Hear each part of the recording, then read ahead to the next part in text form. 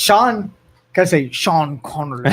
Listen, I got that my entire life. Did you really? really? Every single teacher I ever had, they're calling out attendance, and it's Sean Connely. Oh, that sounds like Sean Connery. I'm like, I'm a big fan. So if I can extend the notoriety of Sean Connery, then I'll take it. Okay, cool. Absolutely. All right, second time back in Youngstown Studio. Second time. You were here with the MLO Bros the other day, and I was in the back room while you guys were talking. And I heard you seething a little bit as I was saying some things. Screaming at the screen. Hey, that's fair. So we deserve to sit down and be able to talk about it. So first, before we get into that, why don't you tell viewers what you're doing, and you're running for the 6th district? Yep. Yeah, so I'm going to be a senator, so go ahead.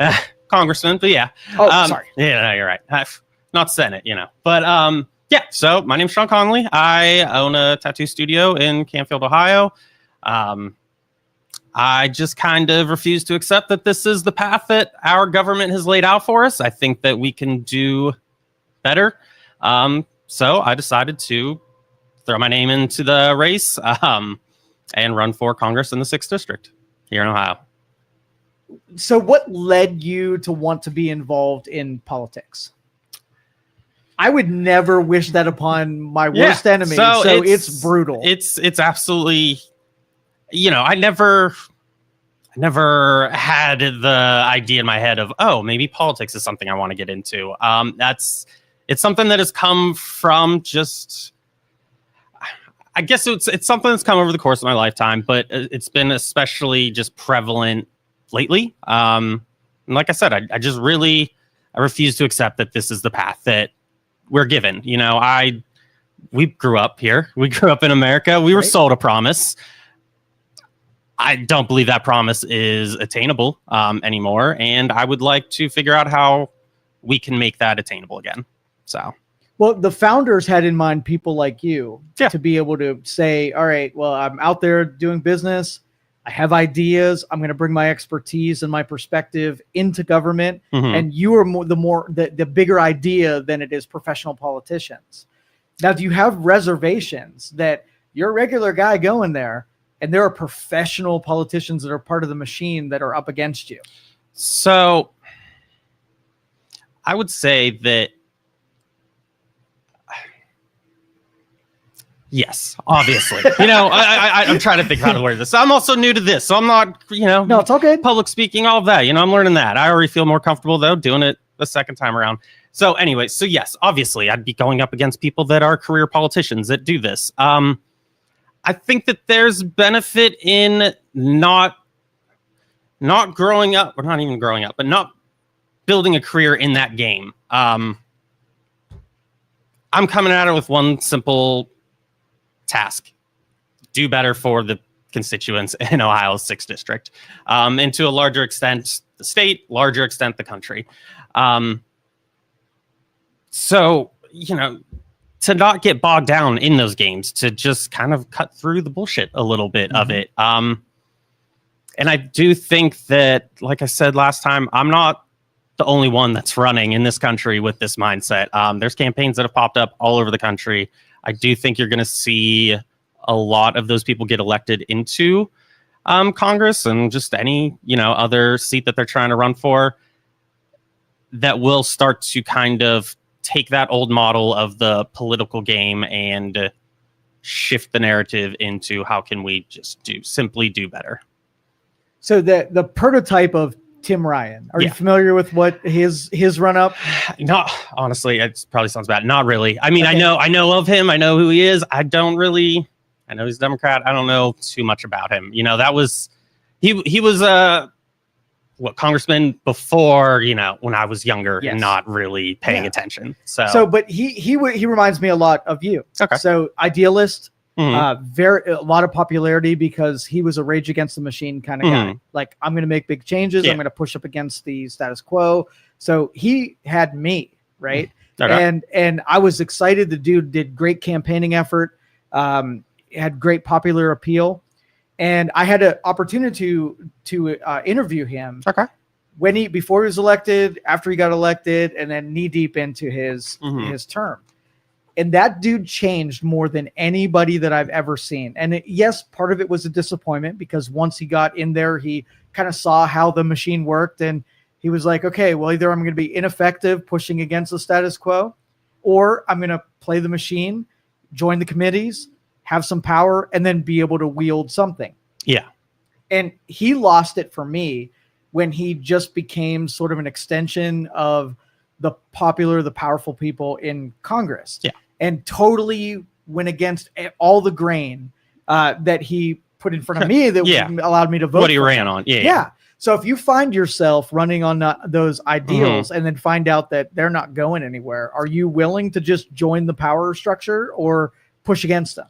So, like I stated, that I'm not the only one doing this. So I do think that the circumstances would necessarily be different. I think that there's a lot more people that are ready to kind of make this change, because obviously I'm just one person running for one of 435 seats. On my own, obviously I can't make that amount of change that I think that we need. I think with the amount of people that I really do believe are going to be elected, I think that would be a sizable enough coalition to kind of change the playbook on how things are done. And if ultimately me fighting for these ideals that I hold, I become ineffective. You brought up Garfield earlier. Yeah.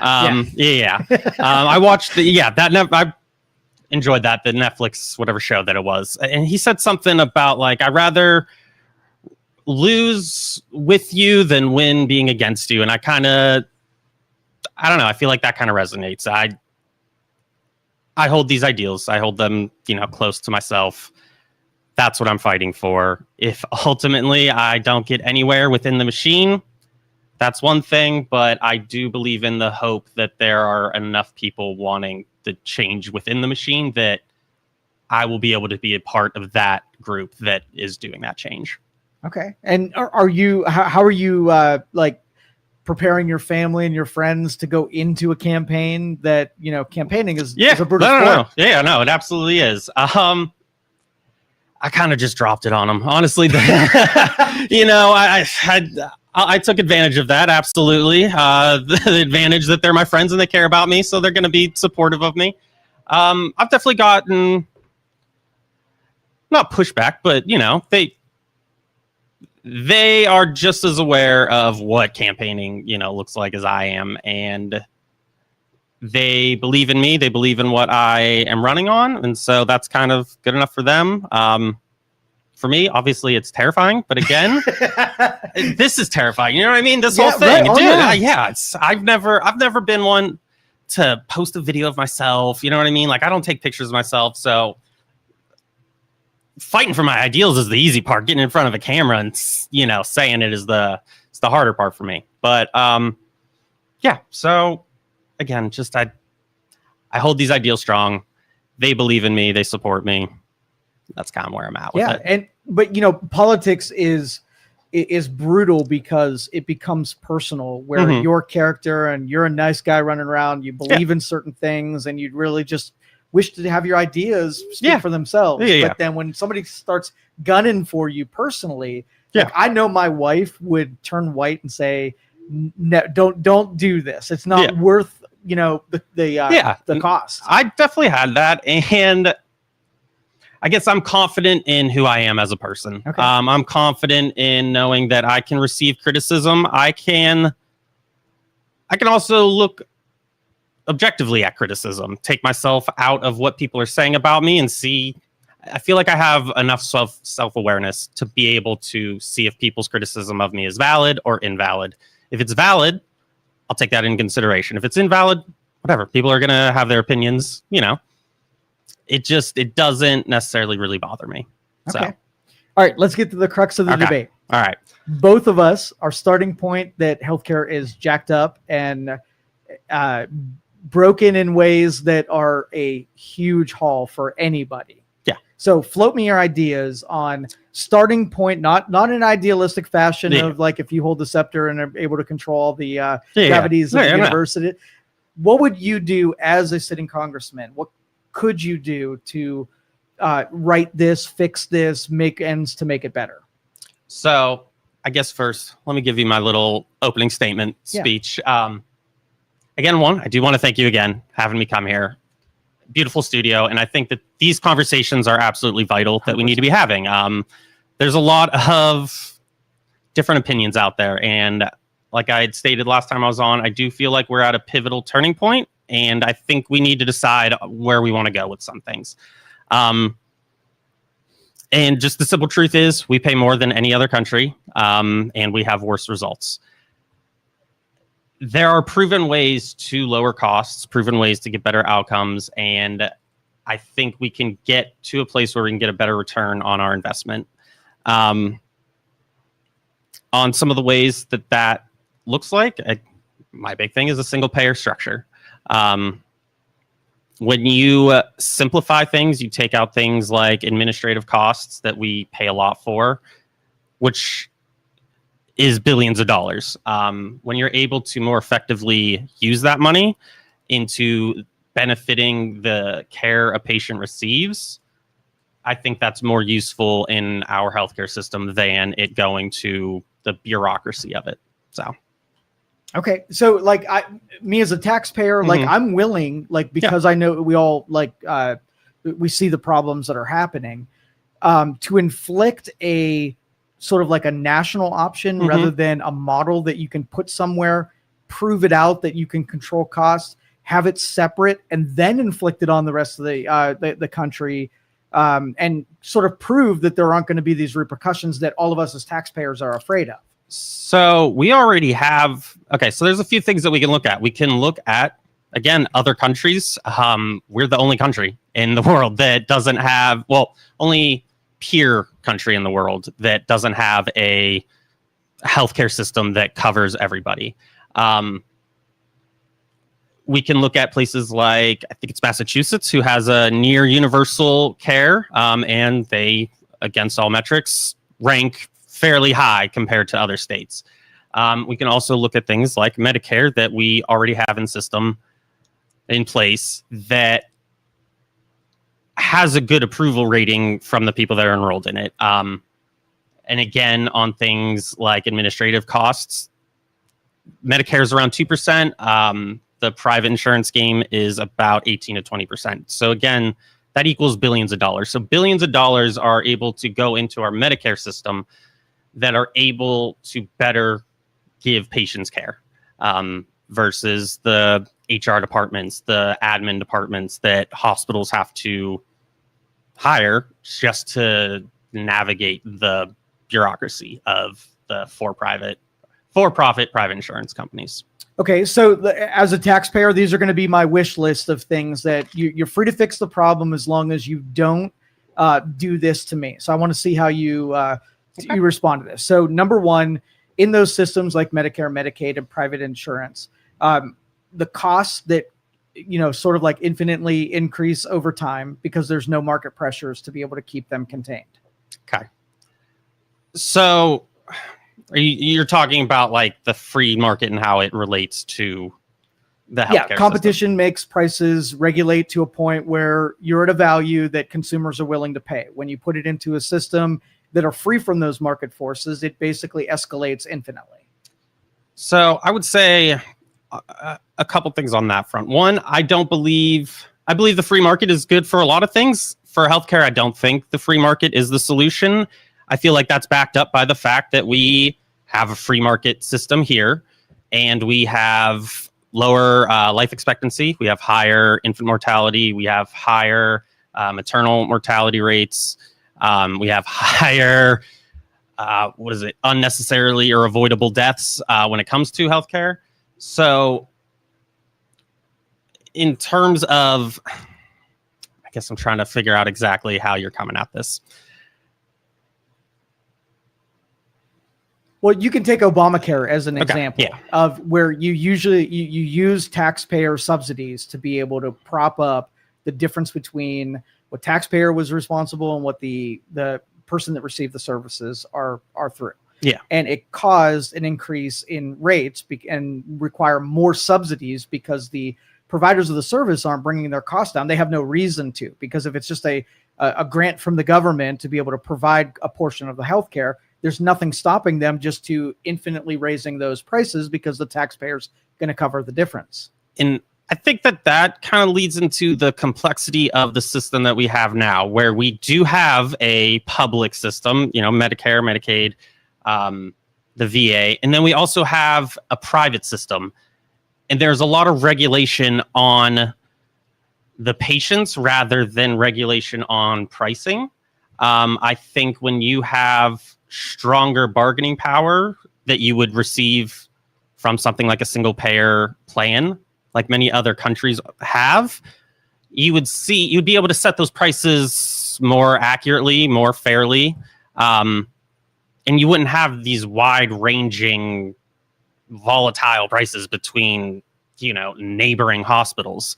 I think it just would simplify everything. It's just one kind of set rules across the board, one set of payments for things. And when you have industry experts that are at the helm of that kind of determining those things, I think that is where you just get a better overall system.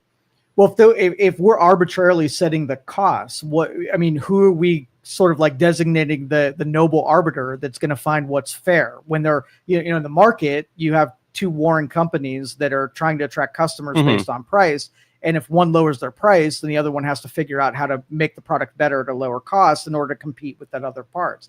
If you keep those gravities away from healthcare, what is going, I'm a guy that's in control of it, and an MRI costs $1,000, and I've got influence from the people who want to sell the service that make more of the subsidy built into that cost of service. There's no market forces. Like, a customer doesn't care if it's being provided by the government to lower the cost to $800. So how do you make it so that it doesn't spiral upward, where depending on, because my taxes are going to be 80% by the time things get, because nothing's going to stop the cost from rising. So on the basis of taxes, actually, it's funny. We pay more already through our taxes for our public system than any other country. So we're already paying for a public system that only gives it to however many people are on Medicare, Medicaid. I believe it's almost like 50% in this country that are on some type of public funding thing. So you look at other countries, they have this figured out. How to determine prices, I would believe that comes from somewhere from, again, industry experts, healthcare professionals, doctors. I believe that they are the ones that would be equipped to answer that question. A tattoo artist from Ohio, I don't believe is. Where I believe that I can, kind of help this is just saying there is a better way. Other countries have figured that out. We run it in an ineffective way where we pay more, we receive less. There's a better system out there. The nitty gritty of that system, I'm not going to be able to tell you. I have my research in the broader overview of things, but it's obviously something that's very complex and needs true experts in answering those types of questions. So I'm kind of with you that I think the inevitability is that healthcare is going to be, commandeered service of the government. I think that's just so. I want to push back on that too. I'm not saying I want a government-run healthcare system. I'm saying I want a government-run financing system. Hospitals, doctors, that's all a private thing. What I'm saying under a single payer system is when those doctors perform a service, they render care, that bill is picked up. It's raising the bottom floor to a new standard of care for Americans. So the common, kind of pushbacks on what a government-run system is, I think those get conflated with what I'm kind of proposing, because you don't have that. You still have the private entity driving that. It's just making sure that private entity's bill is paid for. And again, other countries have already figured this out. So it's not like this is some grand thing that's we're the first ones going to be doing it and having to test it out and figure it out. We just look to other countries, look and see what's worked there. We listen to, again, industry experts, healthcare professionals, doctors, and We figure out who's in charge to best guide the ship on delivering Americans a new standard of care. So let me give you the typical pushbacks on that. Is number one, the countries that have single payer still have a dependency on a free market system in order to do innovations. You go to school, you spend a lot of money to get there, you become really good in your field, and then the profit incentive to be able to make money off of what you went to school for. If you disincentivize that by lowering the rate that those people can make over the course of their career by making it government run rather than private run, you're going to have far less good people getting into a field when there's less incentive to be able to do that. The second is a lot of the countries, pharmaceuticals are in the same band where innovations in pharmaceuticals happen because they can make a crap ton of money. When you have a government capping what pharmaceutical companies can make, you either have there's not a reason to make a new drug because there's no money to be made there, or that it is subsidized where the taxpayers just get hammered. So when somebody in Canada is waiting on a specialization that Canada is not creating on their own, they come to the United States to hit that specialty. So when the United States isn't doing all of that, there has to be another in the United States that is free market that makes those drugs and make those specializations. So there's a few fronts there that I want to address. Sure. One, if there was an incentive to, let me back up. Other countries, their doctors, when you look at the median range of salaries, they're comparable to the US. So to say that a doctor here is going to make more money here because we have a free market system, you would see doctors in other countries not make anywhere near it. They're comparable. So on that front, I think that, maybe you'll see some cut at the very top earners. But again, I feel like it's just a matter of shifting money around. It's so, you see a shift, you see a pay cut at the top. Well, now that person also, that doctor also, they don't have their own healthcare costs. You take those out of the equation. The other front that I would say is to think that the world isn't also contributing to medical innovation. Again, so we're not the only ones innovating. You know what I mean? Let's see.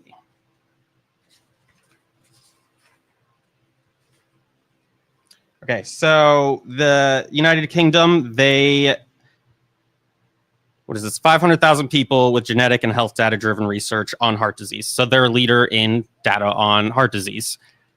We take that here in the US because we all kind of share this information, and we, turn it into good healthcare. But to think that we're the only ones that are contributing to that, I think that's from a theoretical level. If you're starting a company that's creating pharmaceuticals, do you want to, if you generate it, your customer is going to be the people who are going to pay you the most for that drug. Would you pick the one that's capped off that are going to limit your profit, or are you going to pick the countries that are free market and can pay for the innovation? We already pay in taxpayers' money towards those drugs a lot through the NIH. A lot of taxpayer-funded research gets used in developing those drugs. So taxpayers basically start the race. You know what I mean? They put X amount of money into the science, figuring out the science, and then a third-party company comes in, takes that research, develops a drug, and then turns around and sells it back to us. I guess just my complaint with that is we put the money up, and we don't see that in any type of benefit. We don't have any type of return on that. We're just then allowing another company to come in, take that research, add a little bit more to it. So I'm not saying that these companies don't add their worth to it, but to turn around and then make a profit that just goes towards shareholders, I think that we already see that we have the need to research these drugs. We put the money in to research these drugs. I don't believe that the answer is someone coming in and figuring out how they can extract the most profit from that. Well, and that's the thing. If you if you don't have, okay, so let's just say we have, I want to develop a new drug, and the United States is my marketplace, and they're going to give me 10 years to be able to make back the money. Maybe I develop 20 drugs. One of them actually makes it to the marketplace. All of my research and development that has to be paid for what I can sell it to, and then it gets offloaded. We start selling it into countries that have capped ability, right? There has to be a marketplace that is dense as the United States in order to pay that drug, or else I'm not going to develop 20 drugs. I'm not even going to try if I know that I can't recoup my losses from developing those drugs for the next 10 years. When you change that metric, like who's going to develop a drug that you can't make or figure out a way to make money on? I mean, pharmaceutical companies are posting record profits. Oh, I'm not arguing. So I'm just saying, I guess I just don't understand. I don't know. I do understand the premise, but I guess I just disagree with the fact that, again, we're already funding this research. I think that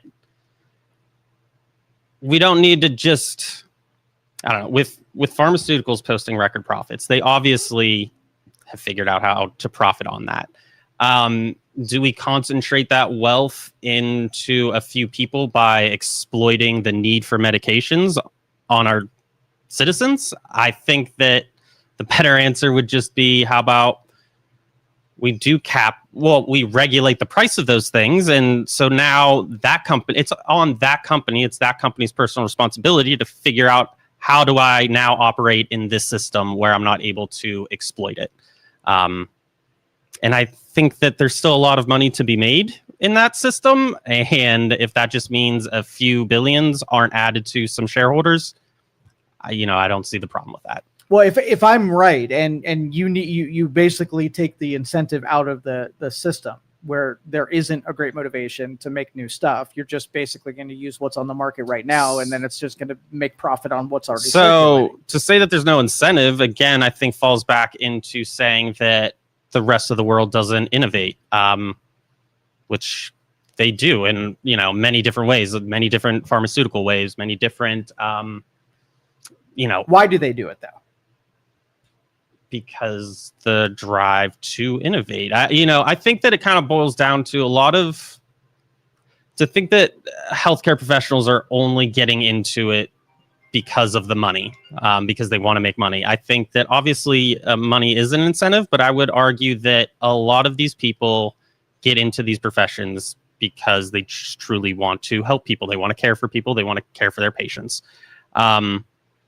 I think that there's enough money that leaves incentive there. You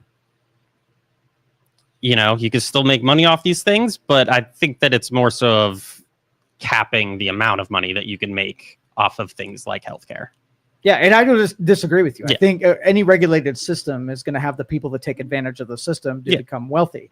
But I also know that there has to be profit incentive to, and I disagree, but agree with you. I wish that there were a bunch of monks that only produce drugs based on how it's going to help communities rather than the money that's going to go to shareholders and whatnot. I think it's more of the latter, that profit is really the only thing that makes drugs develop. I can't think of anything. I know there are good people out there, but I don't think the machine is fueled only by great intentions. Again, I feel like that really just goes back to the ways that other nations are contributing. I guess don't quote me on this. I saw something. I think it said the U.S. is about 30% of like the total amount of money that goes into R&D for medical advancements. So again, don't quote me on that, but let's take that premise. We obviously don't make up the whole amount of research and development. Other countries are contributing to that. They don't have these for-profit models, yet they're still contributing. They're still innovating. I don't think that America is any unique thing in being necessarily better in those fields than other countries. So I guess I just disagree that the profit is the only incentive or the best incentive. Again, because if profit was the best incentive, you would see things like the U.S. having a higher life expectancy, lower infant mortality rates, and lower maternal mortality rates. Well, I guess the long and short is that if there are like, if we do single payer and there's somebody who says this whole idea could wreck everything for everyone, at least let's be sure that before we do that, you're right and I'm wrong, right? Before we make an experiment and make it so that everybody's made worse off by something that had good intentions but didn't have good math on its side.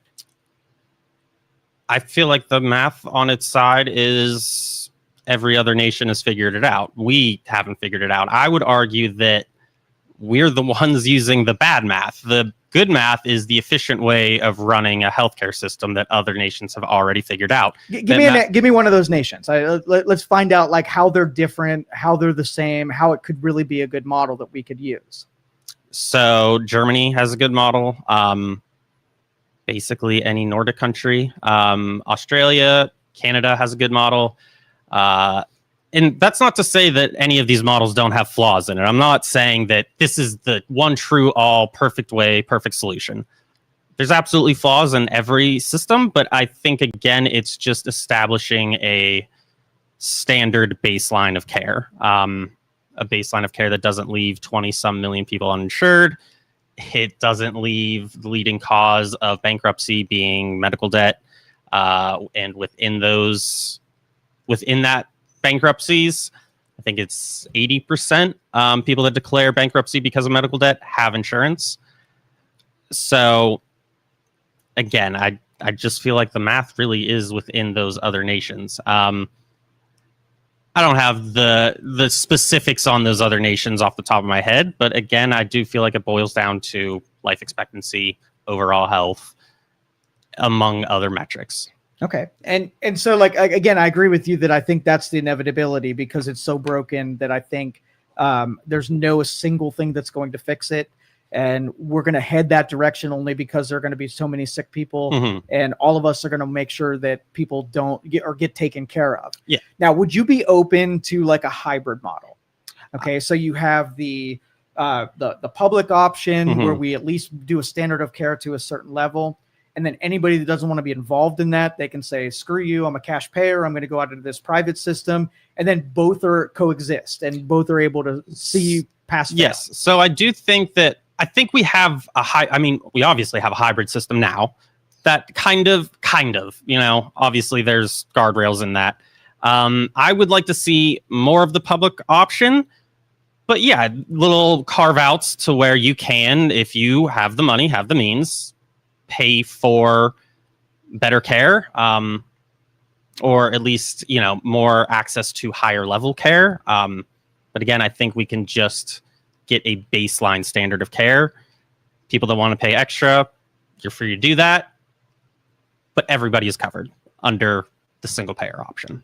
And do you think if we did both of those, we're at 50% of the country that were just doing it privately, they were paying for services rendered, they were doing it their own method, and then you go 10 years, 20 years in the future and you compare the private versus public, what do you expect to see the differences between the two? Which do you think is more successful? The one that is subsidized by government and the services are just taken care of by an entity and everybody else who can opt out of that goes to the private? What do you think the differences would be given enough time? I mean, I think we already have that data. Again, just compare the US system to other countries. We fall, kind of down in the rankings compared. I do think that it's, nuanced in the way of if we have the overwhelming majority of people on the public system and just a select few that have the means to pay for that higher level of care, I don't know necessarily if those numbers would be comparable. I think that the ways that we would look basically to see if the single payer system was successful again were over those 10 years, how did we improve the average health for Americans? And again, there's many ways to do that. And I believe that you would see that there are benefits to that. So if you went out right now and went to a doctor and say their first question for you is, what insurance do you have? And you're like, hey, I'm a cash person. And the amount that the cash person is going to pay is significantly less than the person that's putting it through insurance. And So the advantage would be that if I can cut out the bureaucracy of the health system, and I don't have to have an entire floor trying to push, services through an insurance company, that they can compete on another level. I actually have like 5 or 6 doctors that are clients, and they've opted out of all of the public side of things. There are no Medicare, no Medicaid, no private insurance. They are just on you come in, I write you an invoice, you pay for services, and we do not want anywhere near the other side of healthcare. And so that's a good experiment to be able to say, like, what's the upsides and downsides? I think the public side needs all taxpayers to contribute into it in order to be anything that can mathematically survive.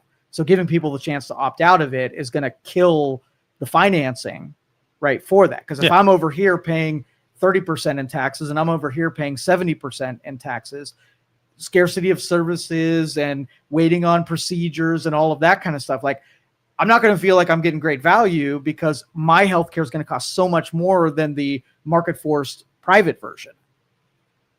So you're saying that you need everybody to obviously pay for the single payer option. Yes. And then if somebody wants to opt out of that, well, not opt out, I guess, wants to get additional coverage on top of that. No, they opt out. No, I don't want to pay so I'm not suggesting an opting out version. I'm suggesting if you want to buy a separate plan on top of what you're required to pay through taxes, that's on you. You're allowed to do that. If you don't have the means to do that, well, you still have a baseline standard of care that is good for everybody. And I feel like that still just leads into the fact that, doctors make the same essentially salaries everywhere. So I don't think it's a thing of reducing our quality of care. I think, again, it's just raising the bar for the bottom. And that model is sort of like the Social Security model, right? We're going to force you to pay into a system, and we're not going to give you a chance to opt out and go find an investment that's better than insurance, right? Yeah. And if you gave someone that option, how many people would say in 2 seconds, once they did the math on it, says, I don't want anywhere near Social Security, terrible insurance, terrible investment, I'm going private, and you can have your experiment over here, but I don't want my money anywhere near it. If it can't survive the opt-out, I don't think it's a great idea. So do we get to opt out of our taxes that paid for our police or our fire, services? I think that it's just shifting the perspective into looking at it as necessary infrastructure within our society. I think healthcare is necessary infrastructure. I say, how do you have a thriving economy? You have healthy, educated population. How do we make our population healthy? Well, other countries have already done it. They can compare the records. A single-payer healthcare system makes your population healthy. So there, like I said, there's a lot of nitty-gritty things that you can get down to that I personally am not going to be really qualified to speak on. Right. I can relay information about the statistics and things like that. There's going to be a lot of things that I don't know. Those are the things that I'm working on figuring out and having a better understanding. And that's where I also believe that, when you have a team and a budget like in Congress, you're able to have those resources to truly understand things better, to be able to have those more nuanced conversations. So yeah, that's kind of where I'm at with that one. Okay. So like we'll use fire, for example. So let's just say you lived in a community that had a terrible fire department. Their reaction time was awful. You didn't agree with it. And you made an agreement with them and said, I'm not going to pay my property taxes that go to fire, right? I'm going to basically take the responsibility on my own. If I ever have to call you, it's going to cost me $1,000. Now you put emphasis on the person that's providing the service to compete to give you good service in order for you to want to pay them. If you let something like government get to the point where it's not accountable to the people who are experiencing the service, and I'm like, hey, I went to this healthcare and I waited 8 hours in a waiting room because there's no incentive to see me quickly. How quickly is that kind of person buy out and say, no, I'm going to take the competing doctor and the competing waiting room that says, I'm going to see you in 20 minutes or your money back, and not see healthcare get even worse on the service end compared to private? So I'm just going to be honest with you. I feel as if that's a straw man argument that really gets so far away from what I'm talking about. Maybe that was my fault for bringing up fire and police, but it's more so just to say that, again, this is necessary infrastructure that we need. It benefits everybody like the police and fire do. You don't get to opt out of paying your taxes that go towards those services. I don't think that you would be able to, I don't think you should be able to opt out in paying taxes that goes towards the healthcare of this nation. I think that, again, other countries have shown that they innovate as well. They have doctors that make good salaries, comparable salaries, and they have the results to show for it. So my really main argument is America is the only one that has this system in place. Every other country that has implemented a universal single payer Medicare for all styled thing, none of them have gone back on that. So I think that just kind of says, although there's flaws within these systems, the benefits outweigh those flaws. And I believe that here in America, I don't know, we're pretty awesome. And I think that we could even cut down on those flaws. I think that we have the people here that are smart enough to figure out how to make those systems run even more efficiently than they do in other countries.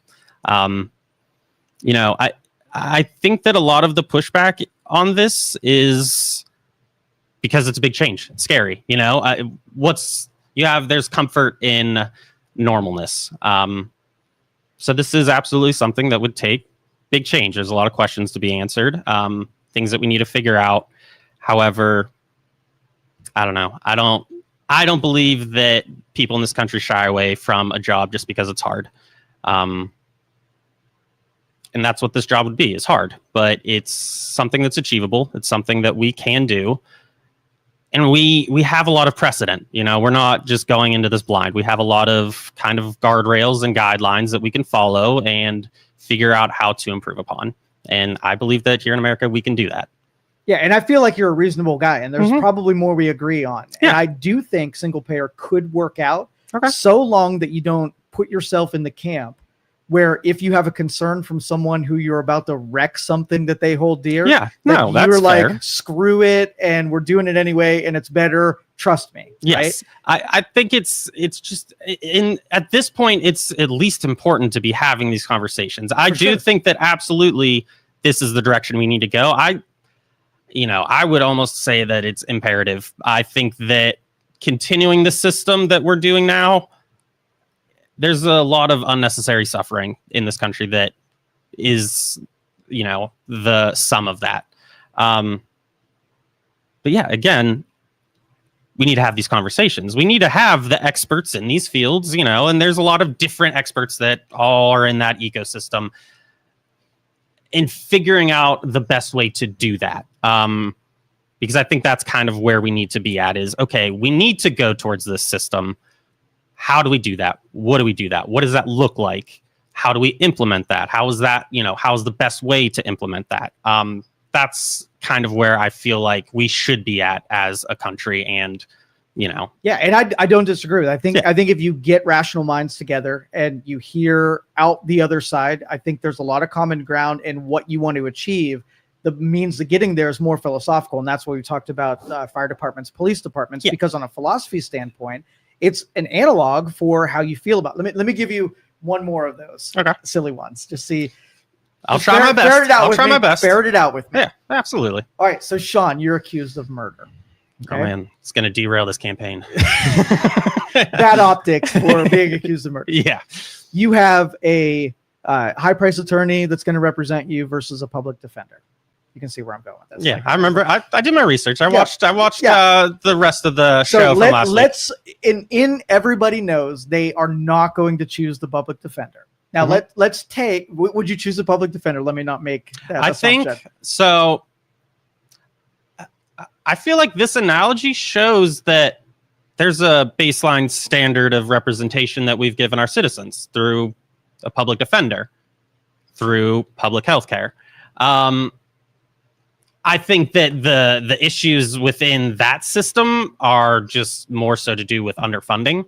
I don't believe that those attorneys are any less capable than a hotshot attorney.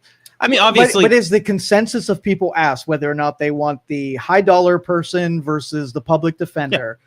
The reason that they are going to pick the high dollar is because they want to win, right? Mm-hmm. And their feeling is that if the person has no incentive, right, to win, they're going to kind of mail it in. They're going to do what's required of them. They might have some, ideals that they're trying to fight for the common good. But what one person is willing to do to go over the top because it's a high paying deal, you expect that when you pay more, you get more. That's just no matter what marketplace you go in. The public defender, true for the people that can pay more. Right. The average American can't pay more, though. So what do? We raise the standard of the public defender.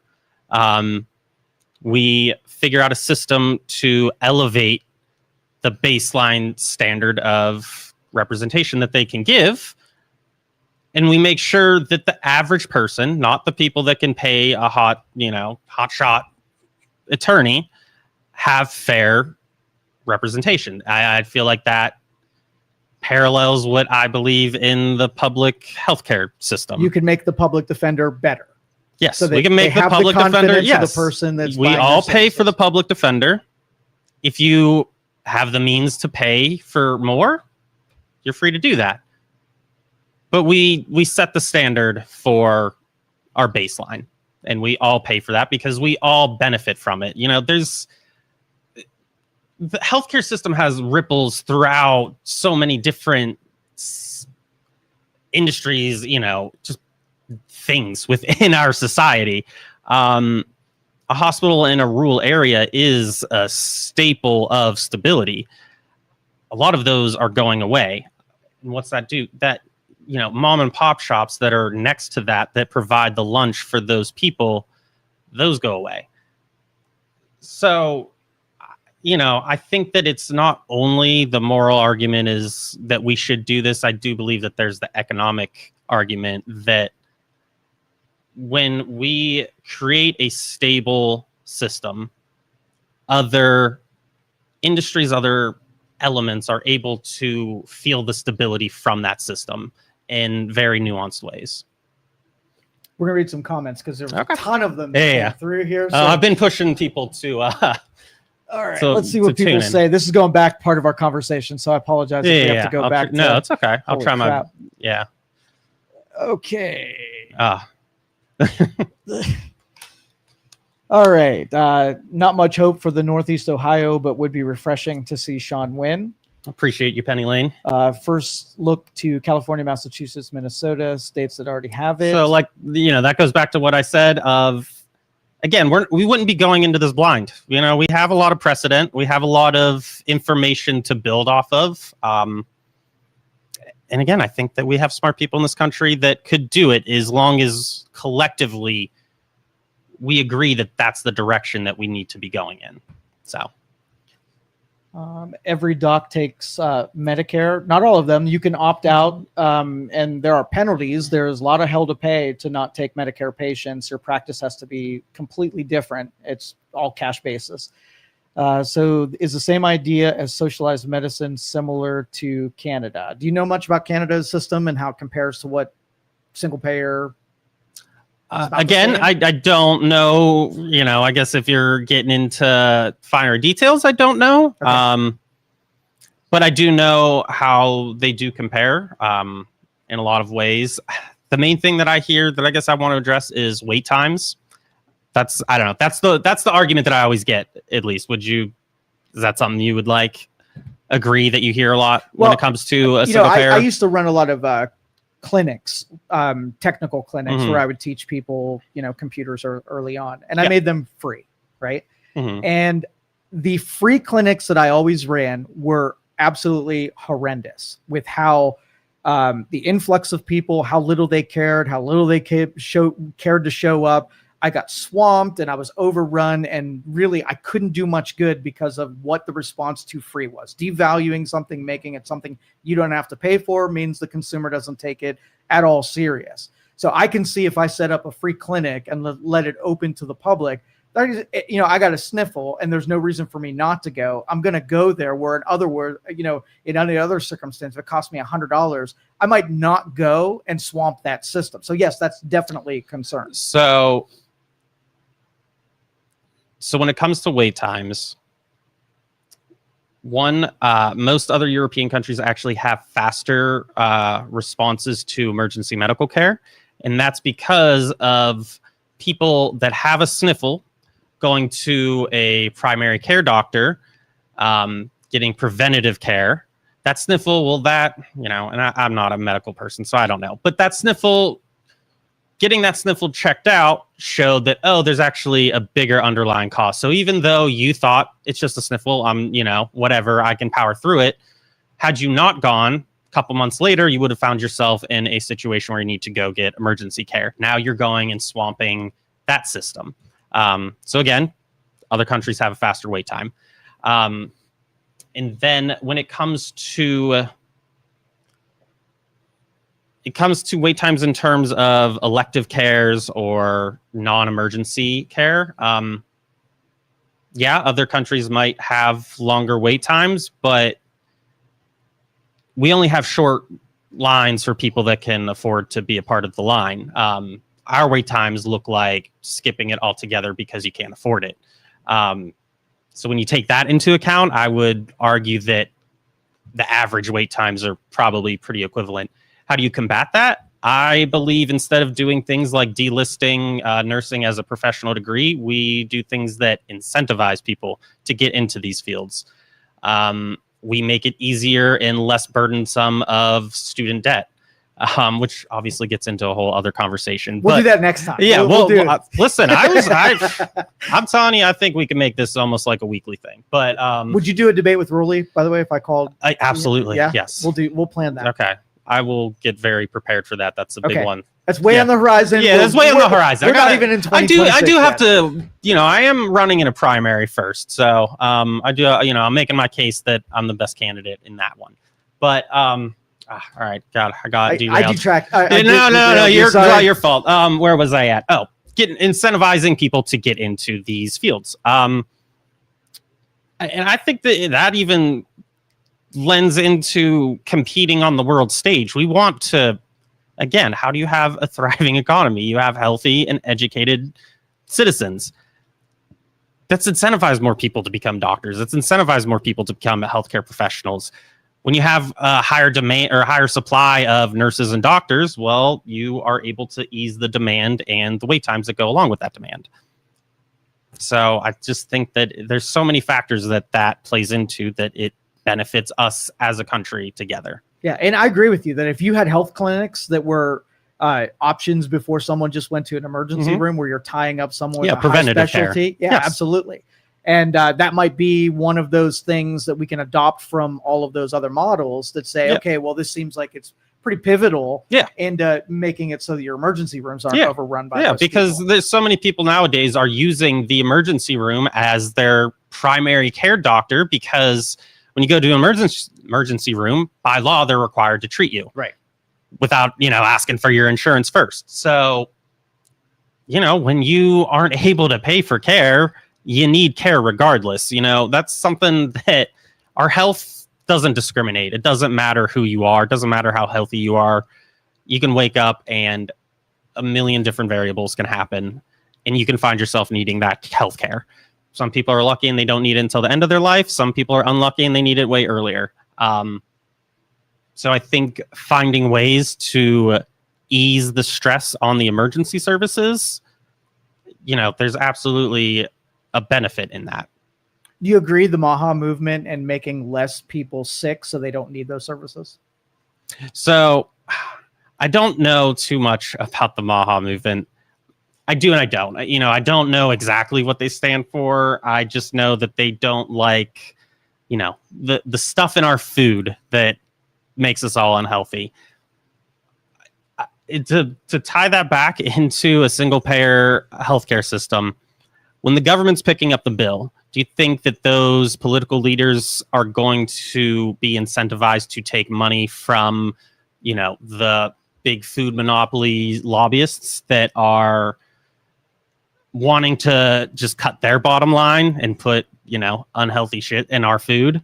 Or are they going to be thinking about, well, we have a budget for our healthcare system. We need to figure out how we're not going to explode that. So I'm going to think twice about allowing private companies to kind of dictate what we get to eat as Americans. Well, I think they go in parallel, because supply demand issue, that if you are struggling and like adding up how many unhealthy people that need health services, and if you can cut down the inflow of people that are coming into a system, as well as then you can extend services to more people, because less people actually need those services. So I think those kind of work in tandem. Yeah. If you can figure it out where it's an uncorrupted, interested. Like I said, I mean, on its basis, obviously I agree with, make America healthy again. Yes, absolutely. I think we need to make America healthy again. I think that comes in ways of regulating what's able to be put in our food, what leads us to be unhealthy. And then you have systems like the healthcare system, where we have more access to preventative care. So people that have a sniffle can go and get that checked out and make sure it's not something crazy, because, that takes 10 minutes for a doctor to look at you and say, oh, that's just a cold. Here you go. Be on your way. Or, oh, that's something that needs to be looked into further. So, I think that just building up these systems in this infrastructure are ways that we can just simply better care for our citizens. Let's read some more comments. Brian says California is just a dumpster fire overall. Did the ACA really work to lower costs, or did the tax subsidies artificially lower the costs? What I'll say with that, and again, I'm a tattoo artist. I don't know the fine print of the ACA. I will say that just talking to some physicians, the regulation is put on the patient, not so much the private insurance companies themselves. So they're allowed to run rampant, while the burden falls on physicians and patients. I don't know if you've had to deal with any medical things. No. I have. It's a nightmare. It absolutely is a nightmare. And, when you're sitting there struggling, fighting for your life, what's, adding on bills and then trying to call insurance companies and trying to figure out what they'll pay. And then you have to get prior authorization, which is someone that doesn't have a medical degree determining if the procedure is necessary from someone with a medical degree. So, these things are dumpster fires, but I think it's because we've prioritized where we use the strength of our government in determining what's regulated and what's not regulated, what's allowed to just kind of run rampant, what we don't allow to, go anywhere. So that's, who I really trust in this conversation? Yeah. Mark Cuban. Okay. All right. Entrepreneur, went after pharmaceutical industry, created sort of a new parallel path with off-market generic drugs, and has a really good beat. I swear, if I read something, I would trust him more than RFK or anybody else who's involved. RFK, that's a low bar there. Another show. That's the fourth show. Yeah. The reason is I think he has passion about the industry, and he knows a lot about it, and he's a really smart individual. Yeah. And so I think, like we were talking about having experts that have a chip on their shoulder about fixing broken systems and not really just falling into line and joining that machine. He's a guy that I would look for to be sort of leading in that. Okay. And I know Mark Cuban. I don't know too much about him. So listen, on principle, I tend not to agree with just any billionaire. But if he's something that he is very knowledgeable, then sure. Anybody that can add to a conversation that has credibility, the credentials to back it up, I think that, yes, those are people that we should be looking to. Is Mark Cuban one of those people? I don't know. Look into him a little bit. I think I'll look into him. I'll look into him. Absolutely. I think you'll be impressed. But yeah, I think it's just a matter of listening to the people that have the credentials that back up what they're saying. Simply, I'm trying to push the conversation into the single payer system, and within that conversation, we need those people that have the knowledge to be able to figure out the best way to implement that. So that's Do you where think it's likely that Medicare just becomes that single payer and it expands? I mean, I cover... think that could possibly ease the burden of the transition. Yeah, because we already have a system that's in place. You know, we're not building a whole new infrastructure, or at least infrastructure in terms of the system. So yeah, I think that we absolutely could kind of just renovate that system and turn that into our system.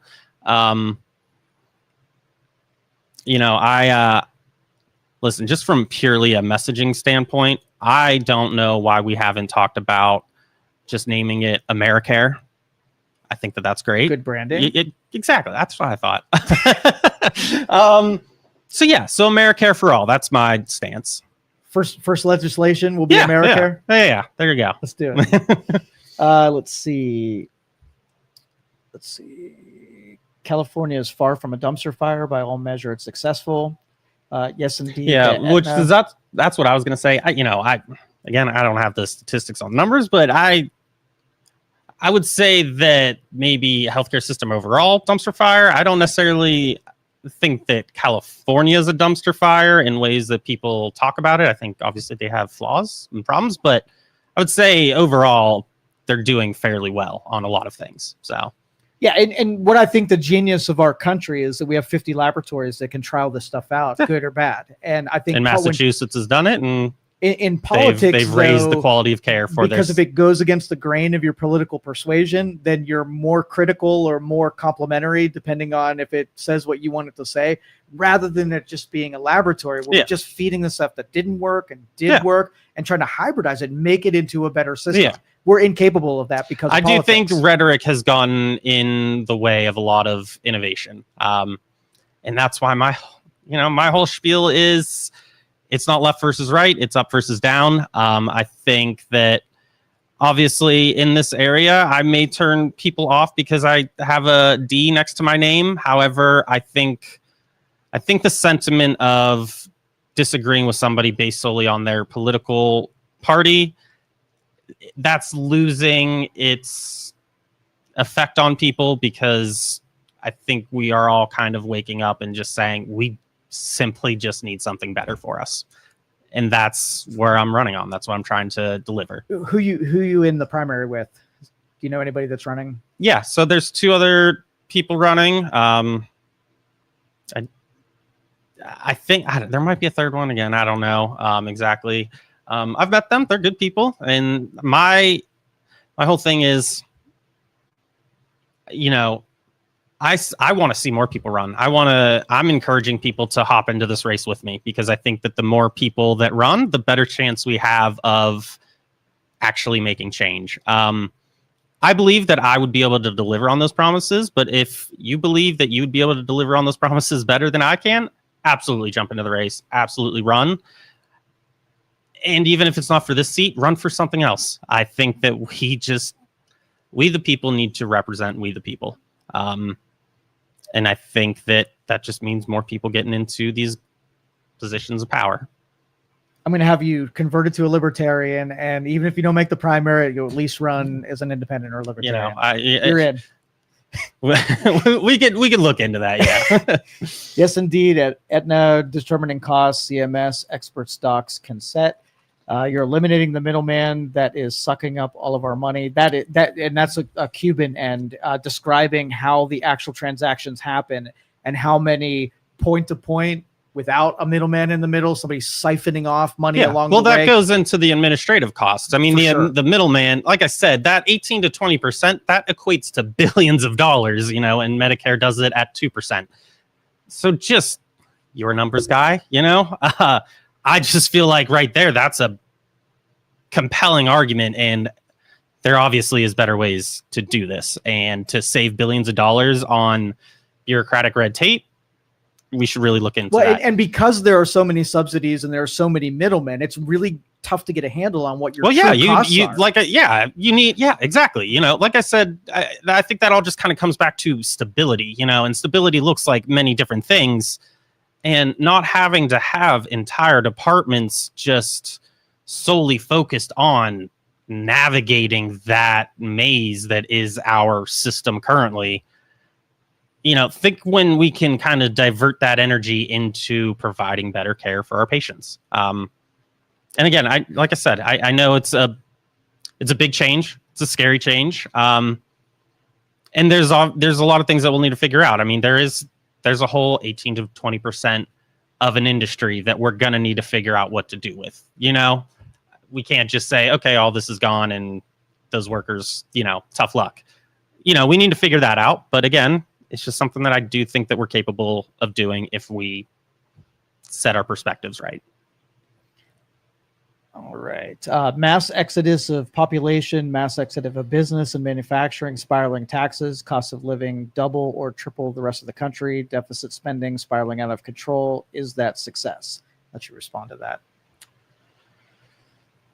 So I'll be honest, I have ADHD moment. I just completely zoned out. Which one are we? Mass the exodus? Brian one up there. Mass exodus. They're talking about population. California and when tax policy regulation, mass exodus of population moving to Texas, Florida, mass exodus of businesses finding better tax rates in other states, manufacturing spiraling, tax cost of living doubles. So, I don't want to get necessarily into a subject that I don't feel as if I have a lot of knowledge in. I guess I know that the California has a more progressive tax system. So people at the top pay more than the people at the bottom. So when people say things like, California has such high taxes, okay, high taxes for the people that can afford to pay those taxes or high taxes for the people that can't afford to pay those taxes? In my perspective, it seems like it's the people who can pay those taxes. I think that there's a lot of complexity that goes into shifting populations, and migration throughout the nation. I think that it's just simply very expensive to live in California because it's a prime real estate to live in. Again, I don't want to speak to the reasons why those costs are so high. They're a good microcosm in the study of when you do this, looking at the effects of having done that. So if you're a regular consumer and you pay more for a service, you have expectations the service is going to be better than people who are paying less, right? So, crime should be less in a state, easy to get into business would be in a state that has high taxes, because services would be better than most states, not worse. And I think why people are rejecting the policies of California is they had an opportunity to make it sort of like, the pinnacle of high taxation equals better services, and they squandered it. I would disagree that they've squandered it. Again, I don't know the specifics, but I'm fairly certain that if you look at a lot of the data, it will show where they're excelling in. Crime, for example, I'm pretty sure that they have like a per capita lower crime rate than most other states. They have a larger volume of crime because there's a larger volume of people that live there. So obviously, but when you break it down per capita, you just don't, those numbers don't reflect the narrative of that they, are failing in certain areas. And I feel like I would just need to be better versed in the specifics of the California economy. I'm under the impression that, again, a lot of the rhetoric is, California is a, hellhole, stuff like that. I don't agree with that. I think that, again, they have problems. I think that they excel in areas that may kind of go under the radar, and areas that, and this goes for any state, we can take a look at different states, see what they do well, study those, figure out why they do well, figure out the nuances that go into that, and figure out how to implement that on a federal level. Yeah, that's an objective case study where you don't have an end. You're not there to defend or criticize California. Find out what these things and what the repercussions are, what the ripples are, and find out if you were to do this. Let's just say, let's take Oregon and do the same thing in California, and we don't want to. You hit the same pitfalls that they did. How would you change it? What metrics would you change to try to get it solved? And then eventually you get 20 states that all drive different things. And we're like, I see it. That's what makes this thing work. Exactly. But when it gets political, then you feel the need to defend California. Yeah, exactly. And I feel the need to, defend Texas. Yeah. And now we got nothing to talk about. And because I don't know, I do feel like it's just a thing of there's a lot of conversations that happen with a lot of people that don't know much about it. I'm guilty of it. You know what I mean? I talk to my clients, and then sometimes halfway through, I'm like, actually, I don't know what I'm really talking about. See, that's important to say you don't know. Yeah, I have more to respect recognize for that in yourself. Absolutely. I think that, yes, that's what we need. Because again, Texas has some things that they do well. California has things that they do well. California has some flaws. Texas has some flaws. Nobody's perfect. I think that this all ties into, back again, at least for my argument of a single payer system, other countries have figured it out. Just like we can look to other states to figure out different things that they do well, we can look at those other countries and figure out how they did it, what they did, how they implemented it, where they succeed, where they have flaws, how we can improve upon those flaws, and how we can, again, just raise the standard care for all of our citizens in America. All right, let's read the last of our comments. All right. We went a long time already here today. I can do this all day. I'm glad to see someone outside of the political bubble trying to run and enter politics to make changes, but all that is being delivered are hopes and dreams, nothing concrete, no substance as to how these changes should be made. It's nothing but other countries and other places. And I'm going to give credit that when you involve people into politics that bring their own ideals to the table, you know that you don't have the luxury of being involved in campaigns and being a professional politician.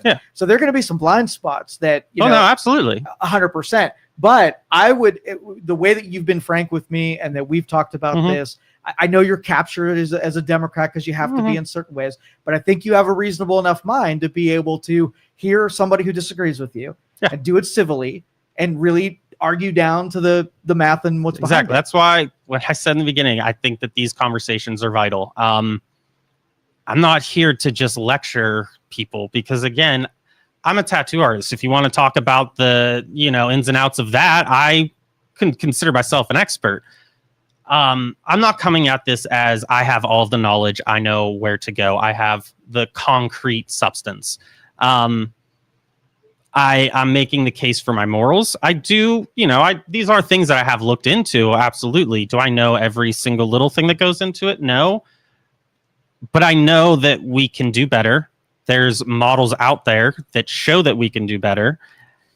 And I think it's just a matter of being a part of the force that shifts the government's perspective or our perspective of our government into figuring those out. I'm not saying that I'm going to be able to do that myself.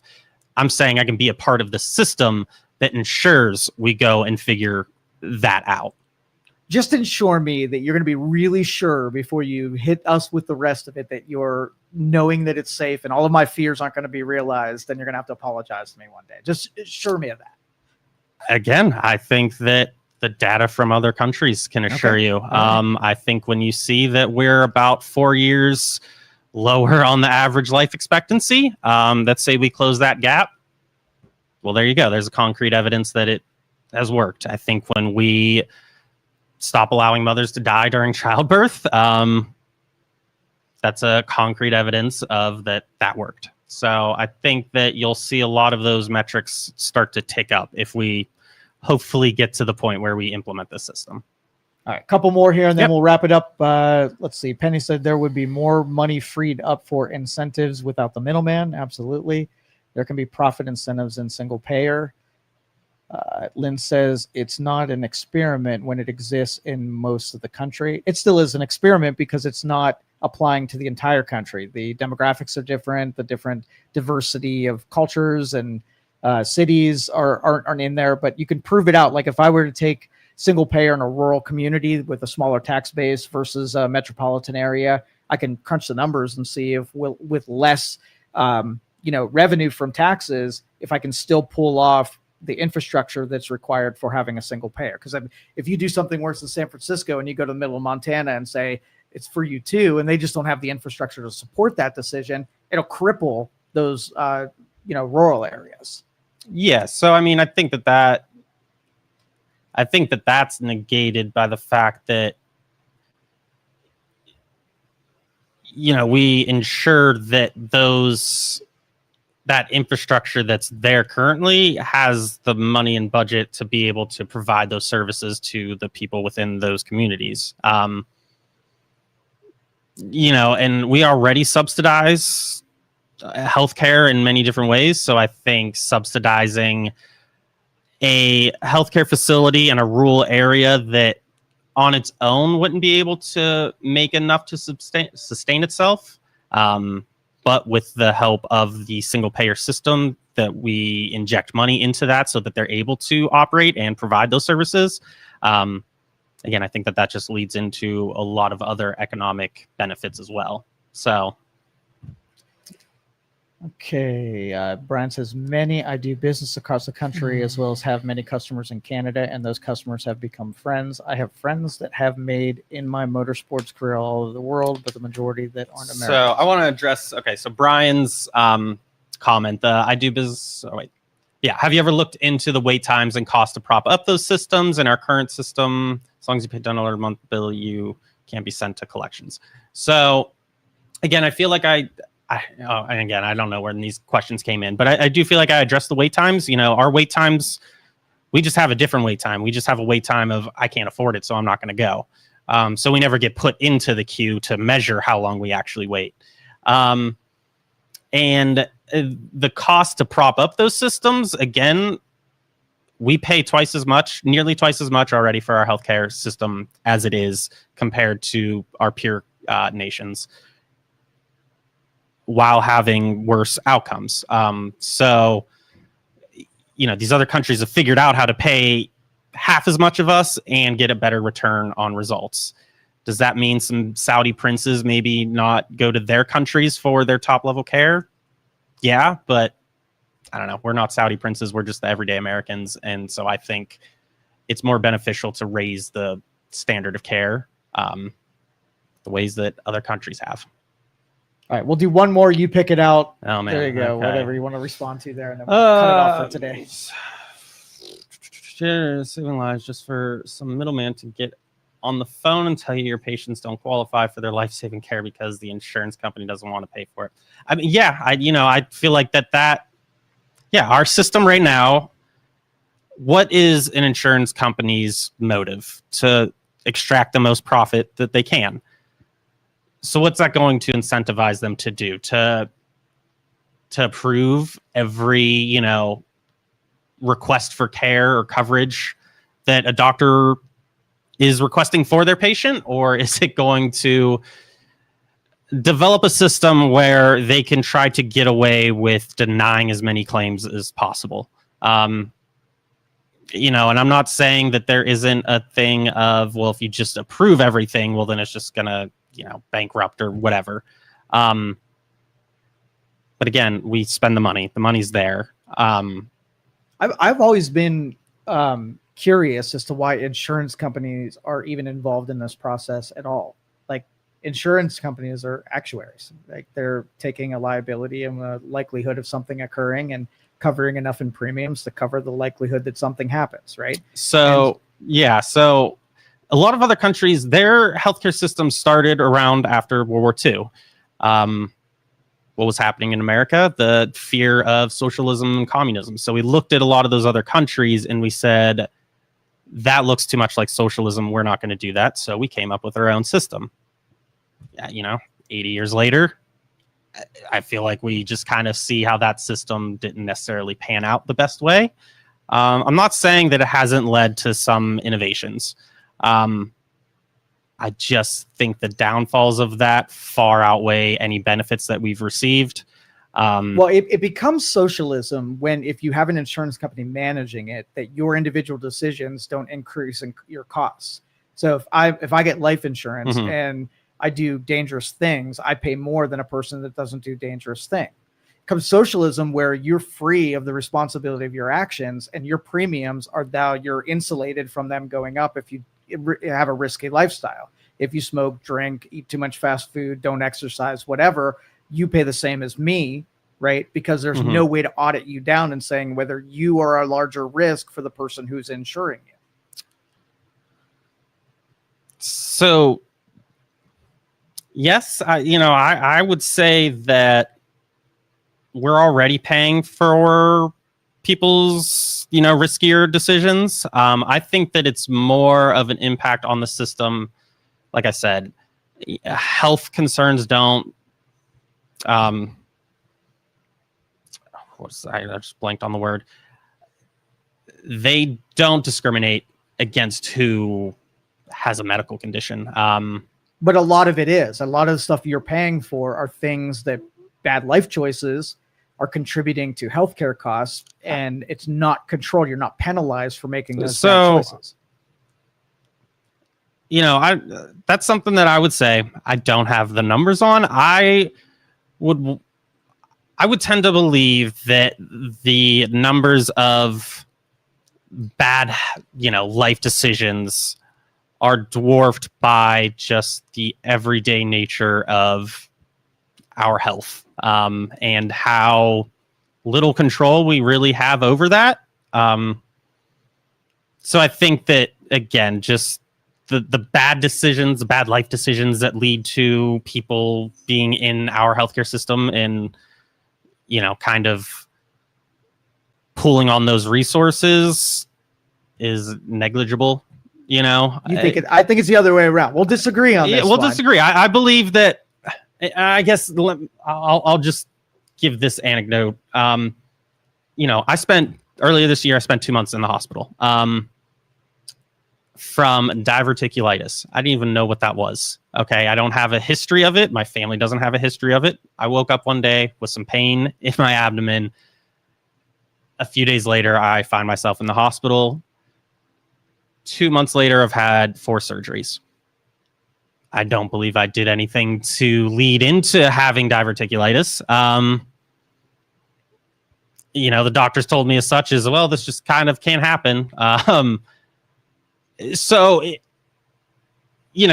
think that there's a lot more people like me that wake up with just something medically that has happened.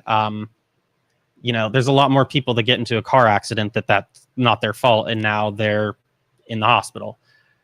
I think that number, again, kind of far exceeds the number of people that are just being stupid, So, and I think that those people that are being stupid deserve care just as much as a person who had no control over the medical situation that they found themselves in. So, but the model, like with car insurance, if you do pose a higher liability by those bad choices, right, then you pay a higher premium. Now, I agree with you that some people can't help it, and disease visits you no matter what you do. But I think more it's like an 80-20 split, where 80% of our healthcare problems are just bad life choices over a long period of time. Like if I were to get car insurance, I'm a 16-year-old kid.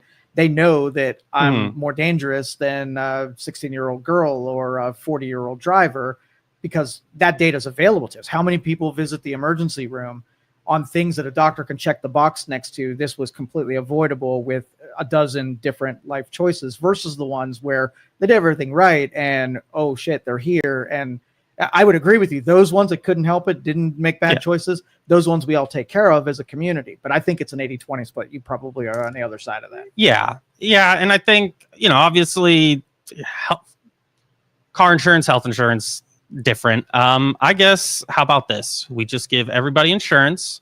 We give it 20 years. We look at the data, and then we can kind of, go off of that. I think car insurance has benefited from just an excess of data. When we add 20 million some Americans to that data pool, we give them healthcare access, then we can maybe look into the more finer details of who's at risk for certain things, who's not at risk, what life choices lead to what. And I also think that, that leads into a broader statement of the whole Make America Healthy Again conversation of, I absolutely think that we need to look at our food. I think that, again, having the government pick up the bill for our healthcare can kind of maybe help steer us in the right direction of changing how we operate in that space.